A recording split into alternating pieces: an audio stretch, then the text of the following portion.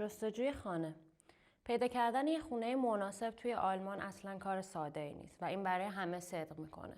چه برای آلمانی ها و چه برای مهاجرها، ولی برای پناهنده ها میتونه به خصوص از همه سخت‌تر باشه. تو این ویدیو ما نکاتی رو به شما میگیم که میتونه پیدا کردن خونه تو آلمان رو برای شما راحت تر کنه. پناهنده ها چه زمانی میتونن خونه اجاره کنن؟ اولین قدم مهم اینه که بدونید چه زمانی اجازه اجاره کردن خونه دارید. این میتونه به موارد مختلفی بستگی داشته باشه، از جمله کشور زادگاه شما، پروسه پناهندگی، اجازه اقامت و همچنین مقررات ایالت فدرال مربوط به شما. برای پناهندگانی که مدرک رسمی پناهندگی دارن ولی هنوز شغلی ندارن، جاب سنتر اجاره و ودیعه خونه رو پرداخت میکنه. این اداره همچنین تصمیم میگیره که خونه اجاره شده چقدر بزرگ باشه و حد اکثر مبلغ اجاره‌ای که پرداخت خواهد کرد رو هم از قبل به شما اعلام میکنه. پس خیلی مهمه که قبل از شروع جستجو حتما این اطلاعات رو از جاب سنتر دریافت کنید. کجا میتوان برای یافتن خونه جستجو کرد؟ راه‌های مختلفی برای پیدا کردن خونه وجود داره.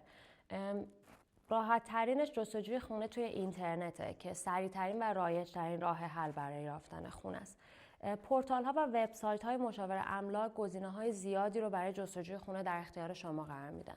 از جمله میتونیم بگیم www.immobilienskatt24.de یا www.immobilienwelt.de که از وبسایت های بسیار شناخته شده هستند. در این صفحات باید شهر مورد نظر یا منطقه مورد نظر خودمون رو انتخاب کنیم. فیلترهای دیگه هم وجود داره که تو میتونیم محله مورد نظرمون، مساحت زیربنای خونه، تعداد اتاقها و سایر گزینه‌ها رو انتخاب کنیم که این فیلترها جستجو رو متمرکزتر و سریعتر میکنن. در کنار پورتال‌های آنلاین املاک میتونیم از اپلیکیشن کلاین انزایگه هم استفاده کنیم.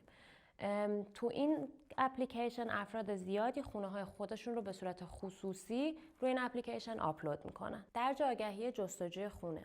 درج آگهی جستجوی خونه ایده خوبیه. به این ترتیب صاحب خونه دقیقاً میدونه که شما به دنبال چه چیزی هستید و اجاره خونه چقدر باید باشه. این کار پیدا کردن یه آپارتمان مناسب رو برای شما راحت تر میکنه و ما باید تا حد امکان اطلاعات خودمون رو دقیق تر وارد کنیم. مراجعه به دفتر مشاور املاک در شهر.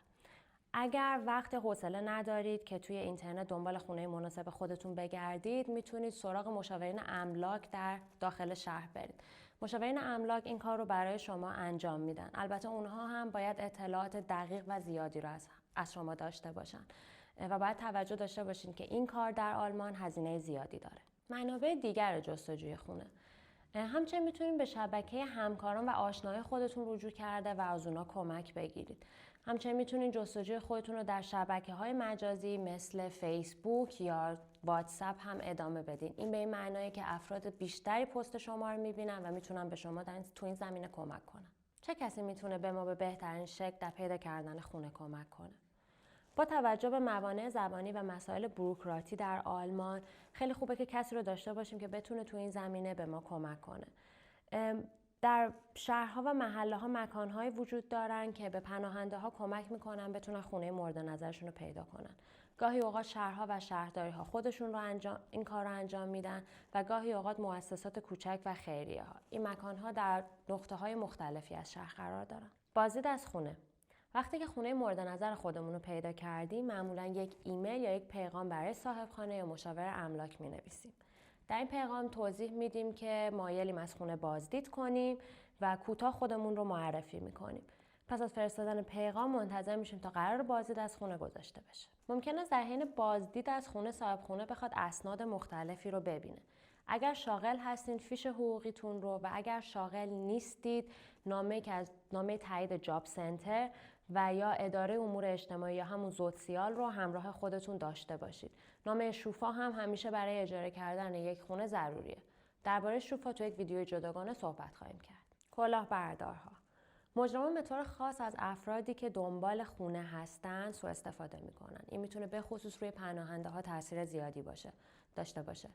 تبلیغات دروغین توی اینترنت خیلی زیاده. این مجرمین و کلاهبردارها خونه‌های لوکس و یا خونه‌های معمولی رو با قیمت خیلی پایین‌تر تو اینترنت ارائه میکنن. وقتی کسی برای بازدید از خونه با اونا تماس میگیره، میگن که خارج از کشور زندگی میکنن و اگر شما بتونید پول رو از قبل براشون بفرستید، اون را کلید رو بهتون میرسونن. برخی از کلاهبردارها بازدید از خونه‌های خالی رو امکان پذیر میکنن. اونا به علاقه‌مندان میگن که اگر مبلغ ودیعه رو همین الان به صورت نقد بهشون پرداخت کنن، آپارتمان به اونها داده میشه.